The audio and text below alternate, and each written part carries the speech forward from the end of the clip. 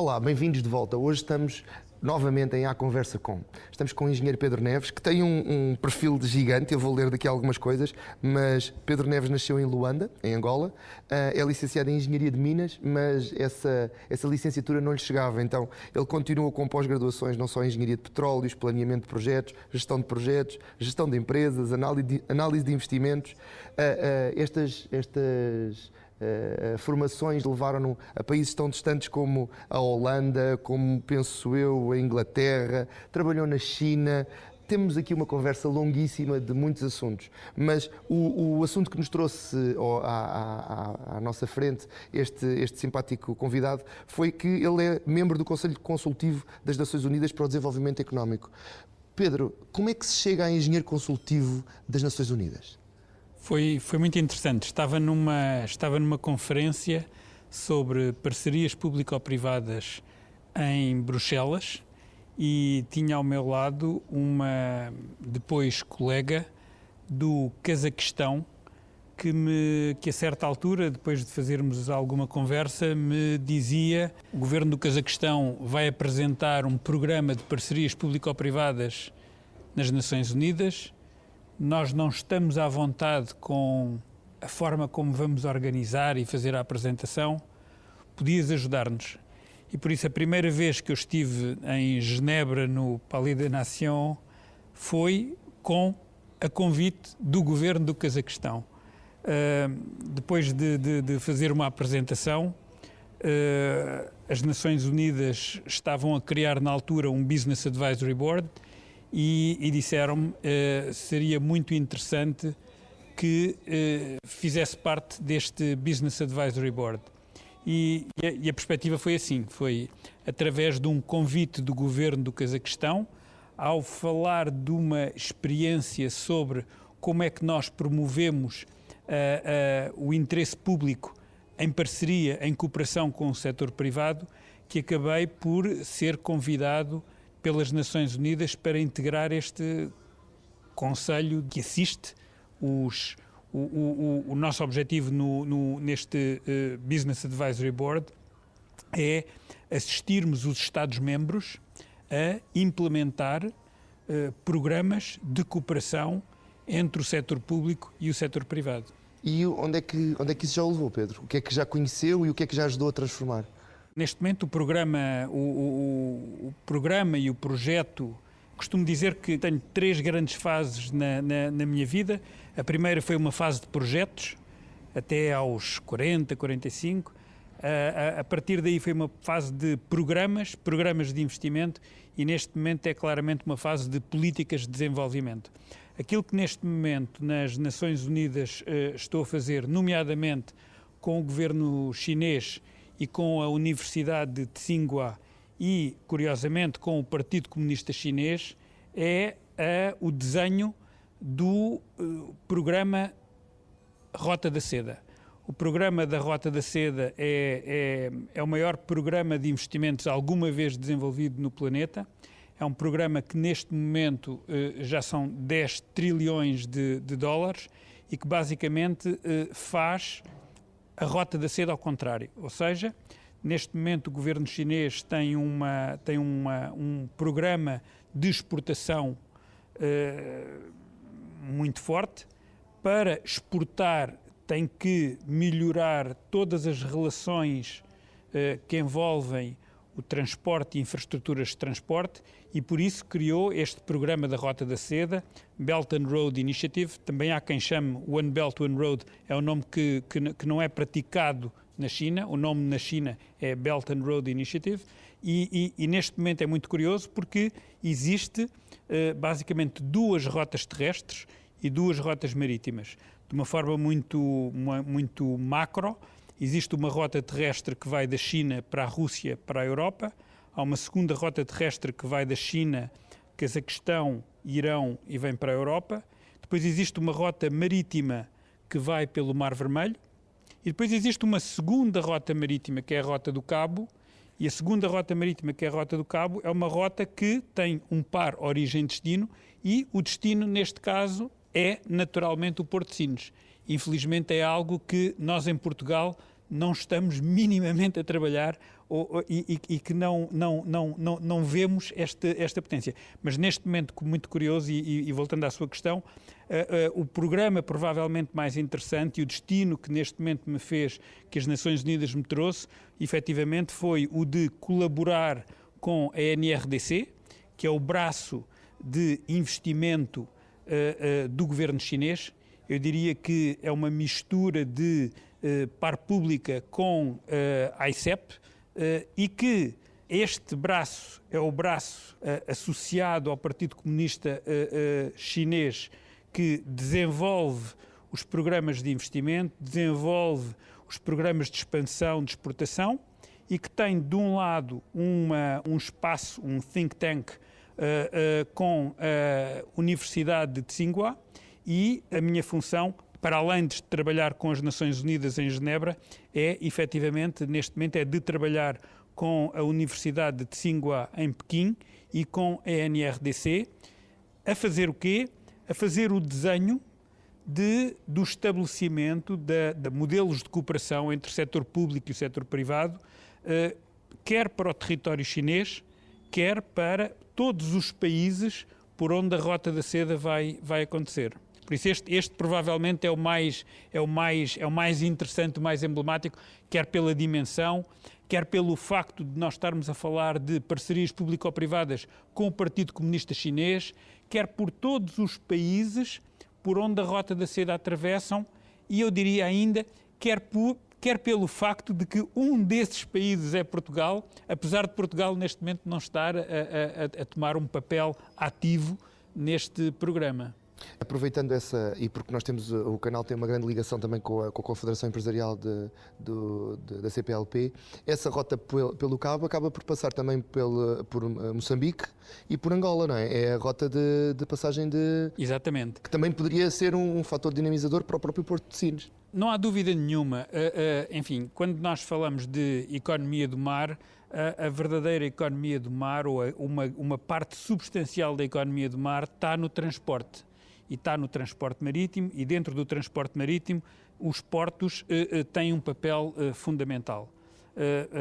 Não é à toa que o Porto de Sines hoje é a maior parceria público-privada que nós temos no país com o Porto de Singapura, que neste momento vai ser expandido, e dentro desta expansão um parceiro natural pode obviamente ser o Porto de Singapura, que é um dos maiores portos, mas pode também ser um porto chinês.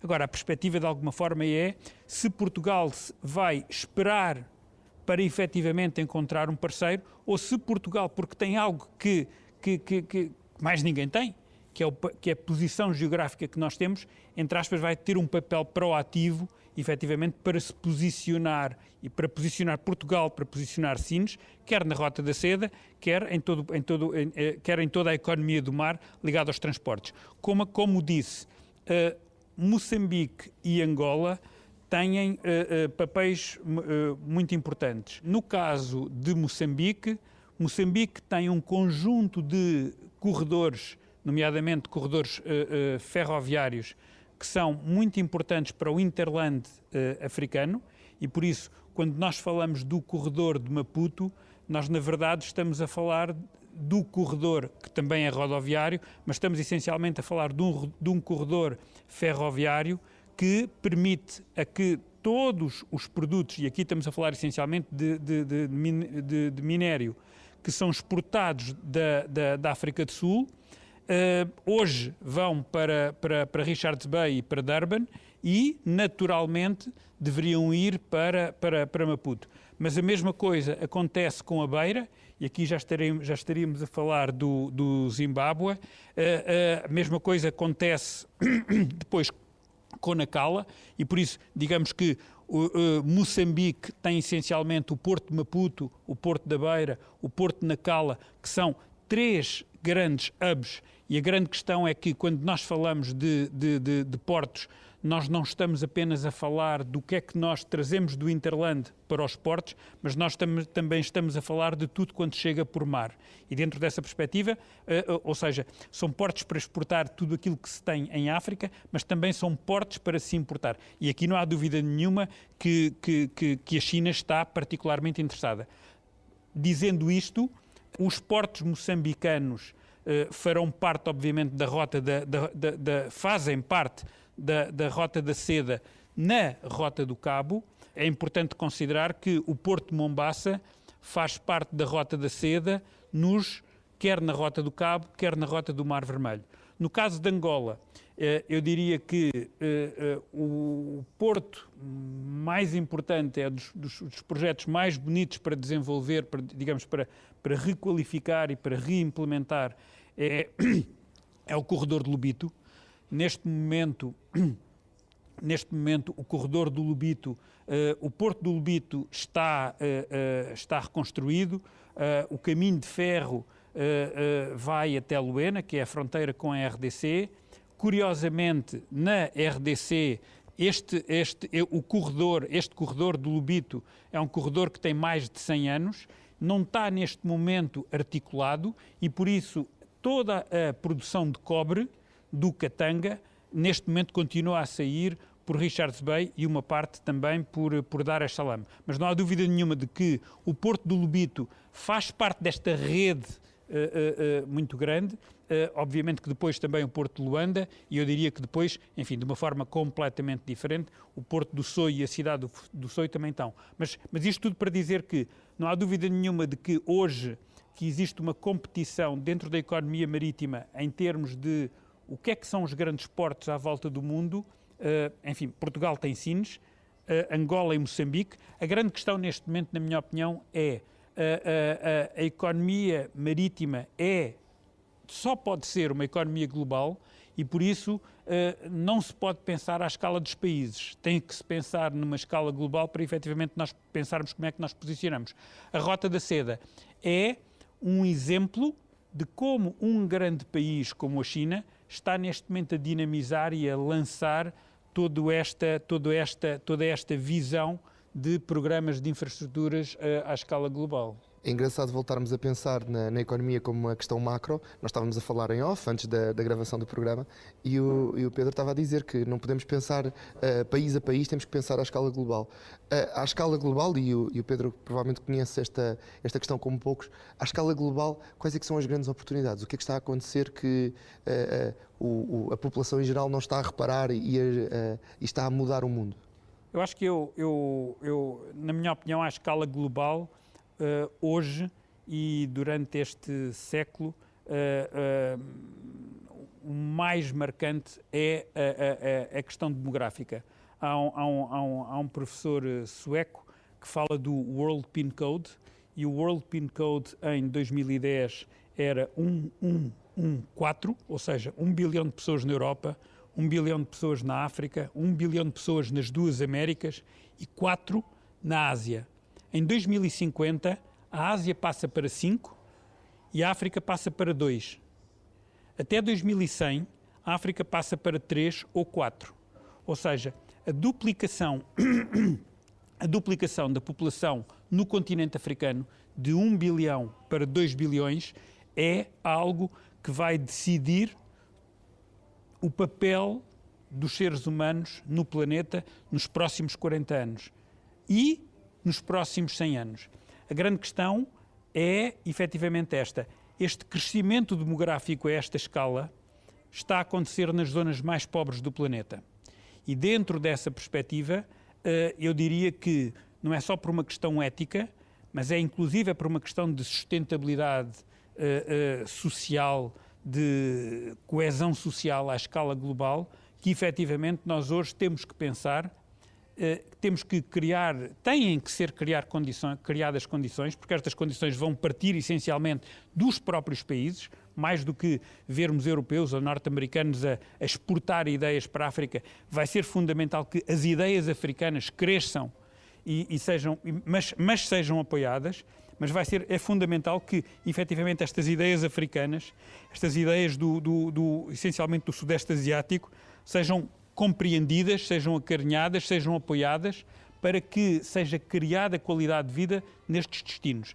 A partir do momento que nós compreendemos isto, à escala social, eu diria que nós compreendemos qual é o impacto ambiental que este crescimento demográfico vai ter, e a partir daí eu diria que nós sabemos para onde é que o mundo e como é que o mundo se vai transformar. E por isso estes são efetivamente os grandes destinos. A grande questão é como é que nós vamos transformar este desafio, nomeadamente demográfico, no continente africano, para ser um crescimento assente no desenvolvimento sustentável e por isso assente num destino onde as pessoas querem viver, onde os que lá estão querem viver e onde os que não estão lá veem uma oportunidade para efetivamente viverem com qualidade de vida. Quando falava há pouco de melhorar a qualidade de vida e de criar condições de vida nestas nações, referiu que era importante fazê-lo para que eles consigam evoluir.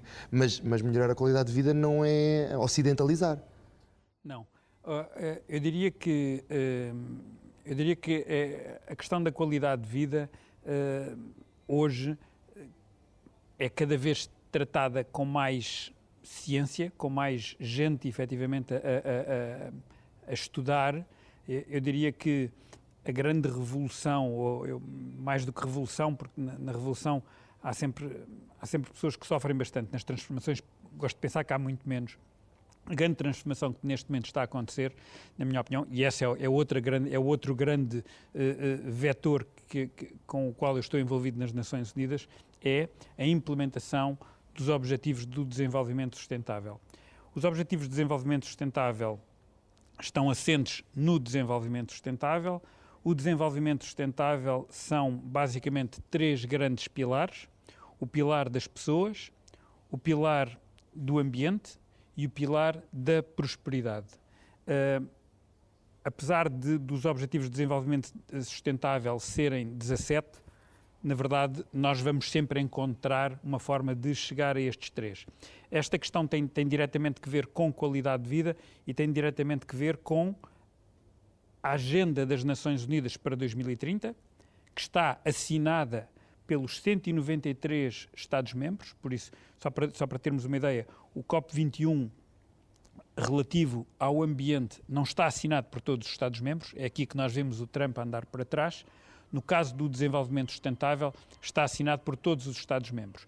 E por isso, aquilo que nós hoje temos assinado é um programa, uma agenda para 2030, e por isso é muito importante, nós hoje falamos disto quando falo com autarquias, quando falo com políticos, as pessoas muitas vezes não têm grandes visões, o que é que nós vamos ser em 2030, e existe esta agenda, por isso a questão de alguma forma é, então, por que não utilizar esta agenda? E esta agenda fala de desenvolvimento sustentável e fala de qualidade de vida. E a grande questão é, o primeiro objetivo é combater a pobreza. E quando nós estamos a falar de combater a pobreza, ainda há praticamente perto de 1 bilhão de pessoas que ainda não chega aos $2 por dia. E esta questão é uma questão que é fundamental. E por isso, digamos que retirar as pessoas, toda esta população, da extrema pobreza é o primeiro grande objetivo. Aquilo que hoje é fundamental é que se associa o combate à pobreza com a criação de emprego. E dentro desta perspectiva é uma forma de ver o mundo completamente diferente, porque efetivamente, mais do que ajudar os pobres, a perspectiva é criar condições para que os pobres ganhem a sua dignidade e se posicionem na sociedade. Por isso, este, digamos que é o primeiro grande vetor. Associado a isto, obviamente, vamos ter a saúde, vamos ter a educação, vamos ter a fome e depois vamos ter uma coisa que eu acho que neste momento, e aproveito para trazer porque é outra grande paixão, vamos ter as cidades sustentáveis. E ter as cidades sustentáveis, nós chegamos há pouco tempo, os 7 bilhões que somos hoje no planeta, chegamos há pouco tempo, mais de 50% já está em cidades, e agora, 2030, 2040, vamos chegar a 60% e vai continuar. Por isso, as pessoas vão viver para cidades. O que é viver em qualidade de vida e o que é ter qualidade de vida nas cidades? Eu diria que, efetivamente, é isto, é nós conseguirmos ter um ambiente onde nós temos, eu diria, mais do que emprego, trabalho, que nos permite viver com um determinado conforto, é termos um espaço onde nós conseguimos querer que os nossos filhos cresçam, é podermos ter acesso à educação de qualidade, é termos acesso à saúde de qualidade e depois começa a ser a termos o mundo digital e por aí fora. O segundo ponto que vai aparecer e que é neste momento muito importante efetivamente, ligado ao ambiente.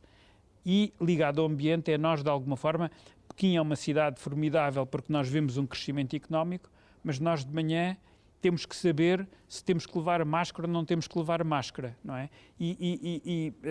Da mesma maneira que nós vemos se levamos o guarda-chuva naquele dia e lá nós sabemos se temos que levar uma máscara ou não, isso não é qualidade de vida, não é? E por isso há uma componente ambiental que neste momento cada vez está mais ligada à qualidade de vida e eu diria que está mais ligada, inclusive, à própria economia. Ou seja, a partir do momento que nós temos processos e catástrofes como os fogos, como as inundações, nós efetivamente temos que ver que hoje temos que desenhar. É fantástico viver em Santa Bárbara, na Califórnia, e, no entanto, Santa Bárbara teve agora o problema que teve. E, por isso, a qualidade de vida também é fogos isto, e depois cheias. Os fogos, as cheias, e esta perspectiva de como é que nós, efetivamente, integramos o ambiente, e isto é uma questão fundamental. Nas escolas de economia vai ser fundamental que as escolas de economia integrem a componente ambiental, integrem o impacto ambiental, não só pelo impacto na economia, mas porque tem impacto na qualidade de vida. O terceiro fator, na minha opinião, é o equilíbrio entre o setor público e o setor privado. O que é serviço público? Como é que nós vamos garantir qualidade de serviço público e como é que nós vamos, ao mesmo tempo, permitir que esse serviço público evolua e, dentro dessa perspectiva, como é que nós podemos analisar a possibilidade de que muito desse serviço público possa ser prestado pelo setor privado. No caso das telecomunicações, é impensável hoje que houvesse empresas públicas a tomar conta das telecomunicações e, no entanto, hoje para nós é fundamental, na qualidade de vida, o acesso à internet. Nós ou temos rede, e quando não temos rede, e quando estamos na China e na Índia e que não queremos ligar os dados móveis, nós parece que estamos afastados de tudo, não é? Por isso, uma coisa tão simples como o acesso ao mundo digital, o acesso à internet é fundamental. E isto tudo é qualidade de vida, não é? E dentro desta perspectiva e dentro desta qualidade de vida, e por isso eu diria que esta dimensão social, esta dimensão ambiental e depois esta dimensão, digamos, económica e financeira, onde é que há capital para efetivamente nós fazermos, eu diria que estes desafios vão acontecer em todas as latitudes, em todos os países. Obviamente que os desafios vão ser completamente diferentes. No nosso caso, eu costumo dizer que quando nós falamos do triângulo do desenvolvimento sustentável e estamos nos países nórdicos, há pouco tempo na Noruega, o desafio é claramente aproximar e haver uma evolução no sentido de reduzir a descarbonização. No nosso caso, nos países do Sul, provavelmente, e com taxas de desemprego perto de 10%, ainda é uma questão social. Noutros mercados, obviamente, que será a questão económica e financeira. E esta é a parte que eu acho que é muito curiosa. Ou seja, eu acho que uma das belezas da qualidade de vida é que não há uma equação para a qualidade de vida, mas efetivamente é um processo iterativo e interativo. Tem o espaço e o tempo, não é? Acaba por ser marcado no espaço e também no tempo. Exatamente. Aquilo que eu acho que é muito interessante, efetivamente, é que o desenvolvimento sustentável nos traz uma ferramenta para nós percebermos onde é que estamos, para nós percebermos para onde é que queremos ir e, inclusive, para desenharmos estratégias para lá chegar. E esse processo é muito curioso, porque esse processo pode-se aplicar em Portugal, como se pode aplicar em Angola, como se pode aplicar no Zimbábue, como se pode aplicar na Coreia do Norte, inclusive na forma como a Coreia do Norte eventualmente se integrará na Coreia do Sul. Não, é fantástico. Partindo agora do macro onde estávamos a pensar o mundo inteiro, vamos um bocadinho para o micro e a paixão das cidades sustentáveis que me falava há pouco. Nós estamos a gravar esta entrevista no Espelho d'Água, aqui em Lisboa, uma cidade fantástica e nos tops do turismo mundial. Agora Lisboa está muito na moda. Pedro, qual é que é a cidade mais sustentável que conhece? A cidade mais sustentável e mais interessante, na minha opinião, é provavelmente Barcelona, não é? Agora, não há dúvida que, vindo para Portugal, eu acho que nós neste momento temos desafios muito interessantes. Eu moro em Cascais, eu acho que é a cidade melhor para viver do mundo, cidade na perspectiva inglesa do termo, do city, não é? Mas mesmo em Cascais há desafios muito importantes. Eu acho que nós, neste momento, o primeiro grande desafio que nós temos à escala de Lisboa, na minha opinião, é claramente a linha de Cascais. A linha de Cascais, neste momento, está num ciclo vicioso, onde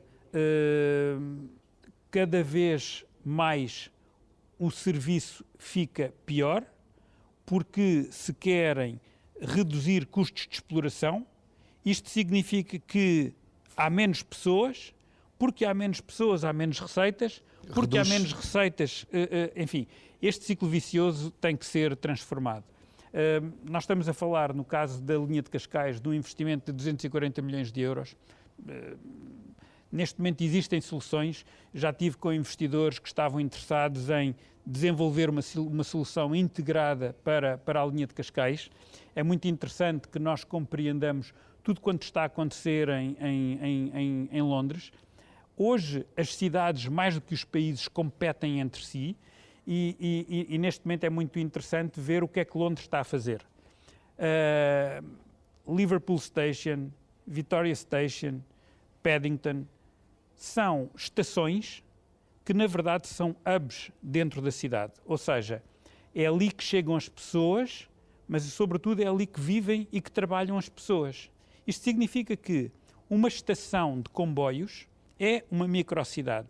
E uma microcidade significa que tem uma função de transporte, significa que tem uma função de utilidades, dar redes, dar Wi-Fi, dar energia, significa que tem infraestruturas sociais, educação, saúde, mas significa que há um grande hub imobiliário. E por isso, foi muito curioso, porque estes investidores para a linha de Cascais disseram: não se pode mexer nas tarifas, porque as tarifas são uma questão social, mas nós temos que ter território, nós temos que ter terrenos, nós temos que ter capacidade construtiva. Se nos derem capacidade construtiva, nós podemos investir na linha de Cascais. Este processo de compreendermos que as cidades são transporte, são infraestruturas sociais, mas também são imobiliário, e que este imobiliário ligado às cidades tem que ser tratado de uma forma completamente transparente, é absolutamente fundamental. No caso de transportes, é fundamental nós hoje percebermos onde é que as novas cidades aeroportuárias na área metropolitana de Lisboa vão acontecer. O aeródromo de Tires vai ser transformado no aeroporto de Cascais, Alcochete, Montijo vão ter um novo aeroporto. Como é que estes processos vão acontecer? Ainda uma escala diferente. É muito curioso, no Concelho de Cascais, a diferença que existe entre o Cascais Sol, isto é uma expressão da Câmara, o Cascais Sol, que é o Cascais a sul da autoestrada, e o Cascais Sombra, que é o Cascais a norte da autoestrada. Que são duas velocidades diferentes de Cascais, não é? Que são duas velocidades diferentes. Curiosamente, em Oeiras, não existe o Oeiras Sombra e o Oeiras Sol. Mas Sintra, por exemplo, também tem.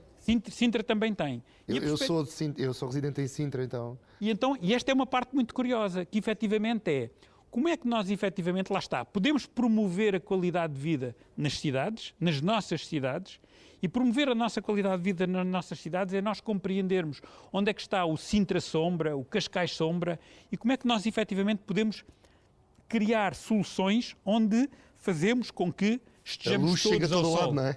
A luz chega a todo lado, não é? E este é um processo fundamental. E esta é uma questão que eu acho que hoje é muito interessante.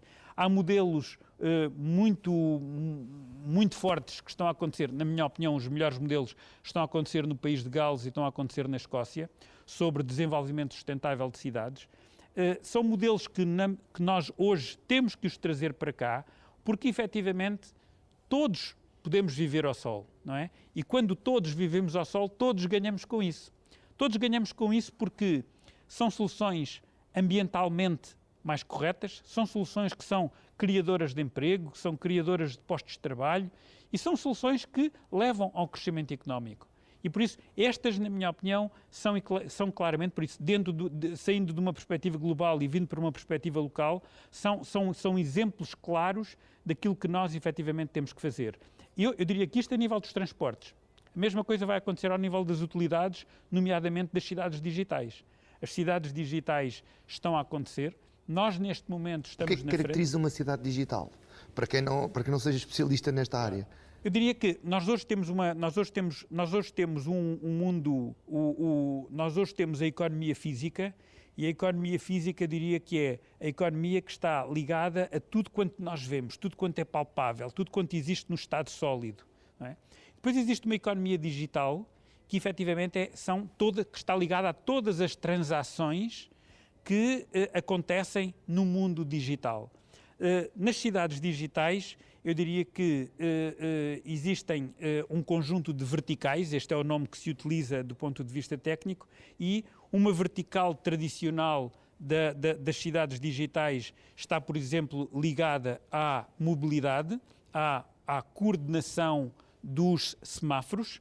Outra está ligada, por exemplo, à iluminação pública, onde nós de alguma forma conseguimos otimizar sistemas de iluminação pública, mas nós depois podemos ir para a educação digital, onde nós no fundo estamos a falar de processos de e-learning, estamos a ir para a saúde digital, onde estamos a ir para o e-health, estamos a ir para a segurança, desde a videovigilância e por aí fora. Tem a inteligência artificial? Exatamente. E por isso, no fundo, aquilo que hoje nós podemos imaginar, eu diria que é quase uma esfera, onde temos a parte de baixo da esfera, que é a economia física, e depois temos uma parte de cima, que acontece no mundo digital. E esta economia digital, no fundo, vai dar origem à cidade digital. E dizia que Portugal está na linha da frente. Nós neste momento digamos que à escala global estamos na linha da frente. Já agora só queria trazer um termo que eu acho que é muito interessante, que é a figitalização da cidade e da economia.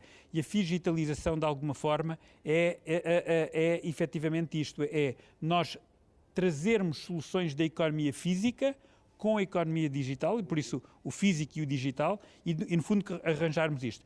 Neste momento, mais uma vez, do ponto de vista europeu, quem está à frente das cidades digitais, muito à frente, é Barcelona.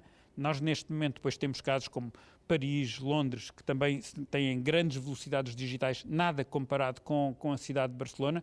Nós, digamos que estaremos num terceiro grupo. Agora, há uma questão que é fundamental, que é, apesar de nós não termos políticas industriais, e essa é provavelmente dos maiores problemas que nós temos a nível macroeconómico em Portugal, é não termos uma política industrial, nós reagimos e aproveitamos ondas que acontecem. E neste momento esta onda digital e esta onda dos engenheiros de software que nós temos realmente é muito importante.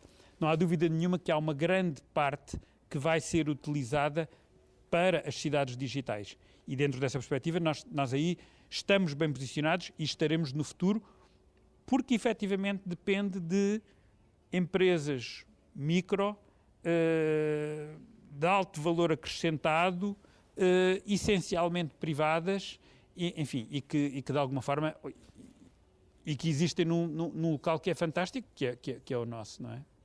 E o que é que podemos fazer para ajudar as empresas a serem ainda mais dinâmicas e ajudarem nesta economia digital das cidades? Eu acho que provavelmente das coisas mais importantes que nós fizemos foi criar o Web Summit. Eu diria que aquilo que nós neste momento temos é que compreender, número um, que o Web Summit, há uma parte do Web Summit que é portuguesa, não é?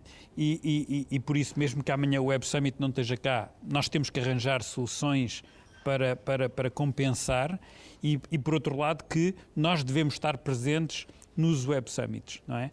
Eu acho que há uma coisa muito... O Curiacos TV esteve presente em todos, em Lisboa. Ótimo. Somos media partners e temos trabalhado muito com eles. Provavelmente a empresa certamente a empresa em que mais gostei de trabalhar foi a Parque Expo. A Parque Expo é provavelmente o maior crime económico que eu vi acontecer em Portugal nos últimos tempos, porque nós não criamos uma cidade do futuro, não é? Nós vivemos uma cidade do futuro. Eu digo isto porque se não houvesse a Parque Expo, se não houvesse o Parque das Nações, onde é que o Web Summit teria acontecido, não é? Em Lisboa. E nós não tínhamos, ou seja, quando nós temos que arranjar soluções alternativas a Dublin e outras cidades europeias, nós efetivamente temos que compreender o que é que temos. Nós criamos uma cidade, nós criamos o espaço para que esta cidade recebesse iniciativas, empresas, atividades, e nós hoje conseguimos ter isto. A minha perspectiva é o que é que nós temos que fazer para apoiar as empresas. Na minha opinião é exatamente isto. Eu acho que nós temos que perder a vergonha e nós temos que exigir aos governos que hajam verdadeiros projetos estruturantes. A Parque Expo foi um verdadeiro projeto estruturante. Ter destruído, ter abandonado as pessoas que fizeram com que este projeto estruturante acontecesse é um crime. E nós temos que compreender que estes projetos estruturantes efetivamente são projetos de médio, longo e muito longo prazo. É muito curioso hoje ver-se o impacto das políticas industriais na Coreia do Sul e o facto de que a Coreia do Sul, em 1960, tinha o nível de desenvolvimento do Ghana e hoje tem o nível de desenvolvimento do Japão. E tem porquê? Porque houve um Estado forte, com políticas fortes, em cooperação com o setor privado, por isso foram criados grandes conglomerados privados na Coreia, e esta visão de conjunto, e nós pensamos, foi uma solução de esquerda, foi uma solução de direita, não estudamos isso. O que nós estudamos foi uma solução coreana. E foi uma réplica daquilo que tinha sido feito no Japão e está a ser replicada em Taiwan, em Singapura e agora na China. Eu acho que nós neste momento temos que efetivamente pensar nisto. Temos que pensar nisto no mundo digital, mas temos que pensar nisto para outras indústrias. O que é que nós efetivamente queremos que Portugal seja em 2030? Vamos efetivamente ter um papel na economia digital? Então vamos claramente ter uma política industrial para apoiar a economia digital. Vamos dar esse apoio do ponto de vista público, vamos continuar a apoiar as incubadoras, mas vamos não só fazer... Há um debate muito curioso entre o Justin Lin, chinês, nascido em Taiwan, e o Adjun Chang, coreano, onde o Justin Lin diz que o Estado basicamente só deve apoiar para fazer o startup e depois deixar, e o Adjun Chang diz, se isso fosse assim, nunca a Coreia teria chegado onde chegou. Ou seja... E é um bocado o exemplo da Parque Expo, que nasce dentro do Estado e ao ser entregue a privados acaba por... Não, é pior do que isso. O caso da Parque Expo é que nunca sequer se deixou que fosse entregue a privados. Ou seja, criou-se, fez-se um projeto, esse projeto tem um resultado económico, social, ambiental muito positivo, infelizmente nunca devidamente quantificado, e depois basicamente decide-se desligar a luz. E decide-se desligar a luz por uma coisa tão simples como esta. Nós hoje continuamos a ter um problema, dito de outra forma, nós hoje temos uma qualidade de vida no Parque das Nações que não temos no espaço que vai do Parque das Nações até Santa Apolónia. Se calhar até aqui ao Restelo, quase. E se calhar até ao Restelo, não é? Mas basicamente aquilo que nós vemos ou seja, este fenómeno que aconteceu no Parque das Nações, que foi transformar a pior zona da cidade de Lisboa numa das melhores zonas da cidade, não só podia continuar a expandir-se, a ser escalado dentro da cidade de Lisboa, como podia ser replicado, estava a ser replicado em muitas zonas à volta do planeta. Eu diria que, eu estou a insistir na questão da Parque Expo, porque eu há um ano fiz uma apresentação do modelo de desenvolvimento do Parque das Nações, nas Nações Unidas, e curiosamente depois foi utilizada e foi reapresentada pelo secretário-geral da Unesco no Quito, na UN Habitat. E por isso, nós temos aqui realmente histórias de excelência e é fundamental que aquilo que aconteceu na Parque Expo não se repita neste momento, nomeadamente na economia digital. Por isso, a questão é, vamos ter uma política industrial clara, onde nós sabemos que temos a matéria-prima mais importante, que são os alunos, que é o sistema de ensino, vamos apoiar, mas vamos ter coragem de dizer que vamos mais longe do que efetivamente fazer o startup. É muito curioso, neste momento, quer no país de Gales, quer na Escócia, estão a ser desenvolvidos modelos de desenvolvimento onde o Estado, para além de fazer este pontapé de saída para fazer o startup, tem capital, toma capital, continua a participar nas empresas. Inclusive, podendo, nos setores que são considerados estratégicos, fica sempre com uma posição, e noutros, efetivamente, faz a saída, faz o exit e faz, inclusive, e amortiza este tipo de investimentos. Mas eu acho que nós temos que deixar de ter medo de discutir para onde é que nós queremos ir, arranjar consensos entre os vários partidos para, efetivamente, termos o apoio, termos esse apoio do lado público, compensarmos esse apoio do lado público para efetivamente conseguirmos crescer, seja nesse, seja noutros setores. Não querendo colocar palavras na boca do Pedro, o que me está a dizer é que falta visão empresarial aos políticos. Eu diria que esta questão é muito curiosa, porque depois há certos políticos que vêm para o mundo empresarial, mas eu diria que nessa altura praticamente estão a ser utilizados pelo mundo empresarial.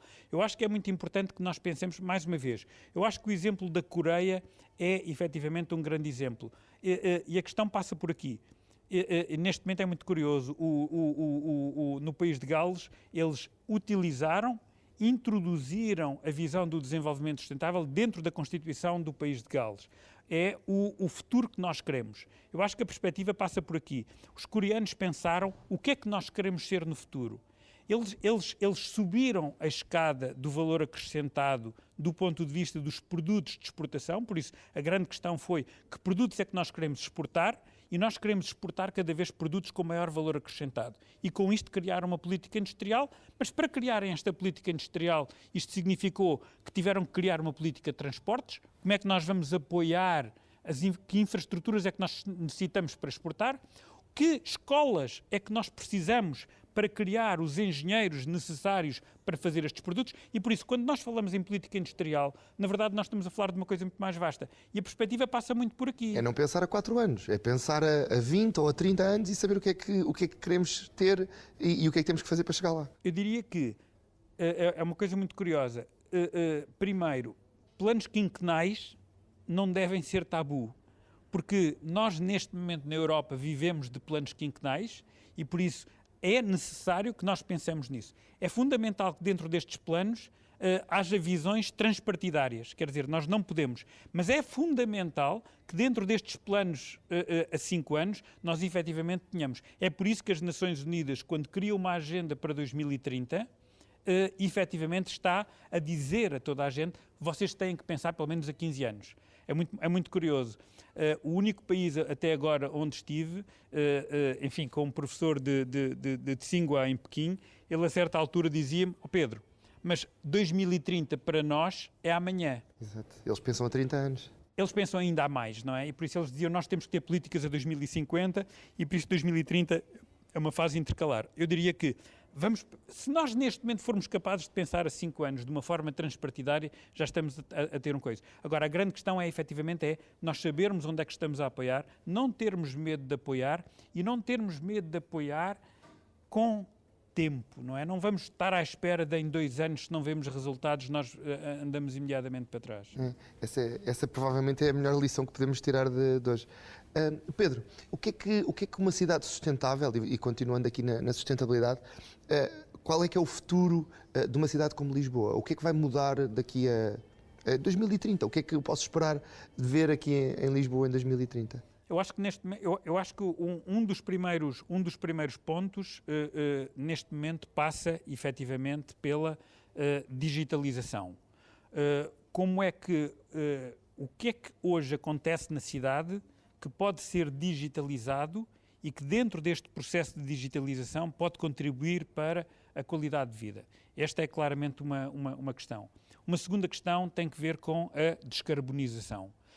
A descarbonização é fundamental e a descarbonização, basicamente, por trás da descarbonização, digamos que está um nome que nós não utilizamos, que é a despoluição. A descarbonização essencialmente tem que ver com o estado gasoso, por isso como é que nós vamos reduzir as emissões de CO2, e aí estamos a falar de soluções de alternativa de energia, quer para equipamentos, por isso quer para imóveis, quer para a mobilidade. E por isso nós vamos ter que evoluir para uma mobilidade. Nós cada vez vamos exigir mais mobilidade, por isso cada vez as pessoas vão querer mais carros, mais motas, mais bicicletas. E isso não é mau. Isso não é mau, isso não é mau. Isso é muito bom. Aliás, eu diria que isso não pode ser contrariado.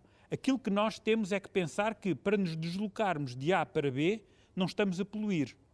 E esta é fundamental. E quando nós percebermos isto, e eu diria que a indústria automóvel já percebeu isto, nós vamos continuar a querer ter carros e mais carros. O problema não está nos carros, o problema está nas emissões. Por isso aquilo que nós temos é que tirar o problema aos carros. E dentro dessa perspectiva continuarmos efetivamente na mobilidade. Agora, a mobilidade também vai ser cada vez mais social e por isso também vai ser coletiva. Por isso eu diria que, por um lado, nós vamos ter a digitalização, por outro lado, nós vamos ter a descarbonização, por outro lado, nós vamos ter a promoção da coesão social. E a promoção da coesão social, eu diria que é nós efetivamente compreendermos como é que podemos, e há aqui uma coisa que é muito importante, o combate à pobreza assente no objetivo número 1, fala dos 40% mais pobres de cada comunidade. Ou seja, quando nós estamos a falar de combater a pobreza, não é darmos dinheiro para os países e para as comunidades que têm $2 por dia. Não. É os 40% mais pobres da cidade de Lisboa têm que deixar de ser tão pobres. Okay? E isto é promover a coesão social. E promover a coesão social, obviamente, passa por criar mais e melhor emprego. E esta é uma questão muito importante porque tem que ver com todo o processo, não só de outsourcing, como de robotização. Por isso a perspectiva, de alguma forma, é o que é que nós efetivamente vamos fazer. E há uma coisa que é muito curiosa. Cada vez mais nós temos uma cidade com a 4ª geração, por isso acima dos 80, não é? A 3ª geração vai até aos 80 anos e depois nós começamos a ter acima dos 80. E nós hoje temos que criar qualidade de vida para a Great Generation que vai até aos 80, não é? E dentro dessa perspectiva, e esta é uma classe nova, mas nós neste momento temos que criar qualidade de vida para depois dos 80. E isto é uma oportunidade enorme. E esta oportunidade é uma oportunidade, lá está, económica, é uma oportunidade social. Por isso, há aqui várias coisas que efetivamente vão fazer. Lisboa cada vez vai ser mais cosmopolita, não é? E eu acho que isso é uma coisa que nós temos que aprender a ser, a saber viver com a diferença, a saber viver. Depois há outra coisa que eu acho que é fundamental, é nós dizemos Lisboa, mas Lisboa nos últimos 30 anos passou de 800 mil habitantes para 500 mil habitantes e não está a conseguir inverter. A área metropolitana. A área metropolitana passou de 1,7 para de 1,3 para 2,7 milhões. E por isso, neste momento, é dessa cidade, é dessa Lisboa que estamos a falar. Ou seja, nós estamos a falar da Lisboa dos 3 milhões de habitantes. E essa perspectiva dessa Lisboa, nós aí vamos ter bolsas, nós aí vamos ter muitas velocidades bolsas, diferentes, não é? a velocidades diferentes, muitas zonas sombra que efetivamente têm que ser transformadas. E é uma coisa muito, muito curiosa. Nas minhas aulas de cidades do futuro, aquilo que eu peço sempre aos meus amigos, aos meus alunos, é para me criarem estudos de caso onde nós transformamos zonas sombra em zonas sol. E isto, eu diria que este é o grande futuro. E Lisboa a este nível, Lisboa, Porto, Portugal, enfim, há um conjunto de muitas oportunidades para fazermos. Pedro, o tempo voa, não é só as velocidades das cidades, mas também a velocidade da televisão, e eu não posso terminar esta entrevista sem falar da experiência profissional do Pedro em mais de 29 países. Eu tenho aqui alguns: Angola, África do Sul, 67, aqui ainda era só 29. Angola, África do Sul, Moçambique, Guiné, Cabo Verde, Marrocos, Tunísia, Argélia, Líbia, Egito, Grécia, Macedónia, Kosovo, Hungria, República Checa, Alemanha, Finlândia, Suécia, Holanda, Bélgica, França, Espanha, Reino Unido, Irlanda, Estados Unidos da América, Colômbia, Venezuela, Brasil, Portugal e mais 30 e tal. Pedro, que histórias? O que é que aconteceu nestes países todos? Coisas maravilhosas. A certa altura em Lagos, na Nigéria, chamaram-me e disseram-me: já que está cá, existe uma igreja e nós neste momento temos um desafio e precisamos da sua ajuda. E o objetivo era criar uma igreja em Lagos para 4.000 pessoas sentadas. Esta foi das coisas mais interessantes que, na minha opinião, aconteceu. Outro projeto que foi muito interessante foi a fronteira entre o Congo Kinshasa e a Zâmbia, filas de caminhões que levavam 4 dias para atravessar a fronteira. O projeto aí consistiu em criar uma cidade fronteiriça, criar um posto de fronteira com um processo acelerado, onde se passava a ter 6 horas e onde efetivamente, enfim, se criou uma solução. Enfim, mas depois existem outras coisas, muito honestamente, fantásticas. Das coisas mais interessantes que há é trabalhar no Rio de Janeiro. Cada vez que fico no Rio de Janeiro, fico no Arpoador, na praia que está entre Ipanema e Copacabana, e como nós temos o jet lag, e naquele caso nós acordamos às 4, 5 da manhã, a partir do momento que aparecem os primeiros raios de luz, eu aproveito, já tenho amigos onde vou pedir uma prancha de surf emprestada e vou fazer a onda do Arpoador da manhã, e por isso são coisas maravilhosas. Agora, há relativamente pouco tempo, estar em Edimburgo e viver aquela força da natureza, o verde da Escócia, a inteligência escocesa associada à engenharia financeira, é de lá que vem o Adam Smith, e quando se começa a pensar nisto, não podia vir de outro sítio, entende-se. Mas como é que o Adam Smith viveu naquela floresta, naquele espaço verde magnífico? Por isso, eu acho que estas são coisas muito interessantes. A parte mais importante de todas das viagens são as pessoas. E sobre as pessoas, eu acho que, para mim, o povo mais incrível que há é o povo cabo-verdiano. Eu acho que não há nenhum sítio onde eu acho que toda a gente se sinta tão bem-vinda como... É uma aculturação completamente diferente. Eu costumo brincar que Cabo Verde está a caminho entre o Brasil e a África, porque nem é Brasil nem é África, mas é aquela mistura das duas maneiras de viver, e com um português muito aproximado também. Eu acho que eles têm o melhor. Eu acho que os cabo-verdianos... O melhor de nós todos, não é? Eu acho que eles têm o melhor dos brasileiros, os melhores de muitos africanos, o melhor da Europa e de Portugal. Eu acho que eles têm... Eu acho que realmente... Depois há coisas maravilhosas, muito honestamente. Para mim, dos projetos mais interessantes, o projeto onde eu vivi de uma forma mais apaixonada e, ao mesmo tempo, onde eu tive uma relação social mais forte, foi a transformação do projeto do Bolhão no Porto. No projeto do Bolhão do Porto, foi muito interessante. Eu conheci o Sr. Alcino, que é o presidente da Associação dos Comerciantes do Bolhão. E foi um concurso público lançado na altura Presidente da Câmara, pelo Rui Rio, e a certa altura encontrei o Sr. Alcino e dizia-lhe: Sr. Alcino, a nossa visão para o Bolhão é esta, o que é que você quer fazer? Vocês preferem receber uma indenização?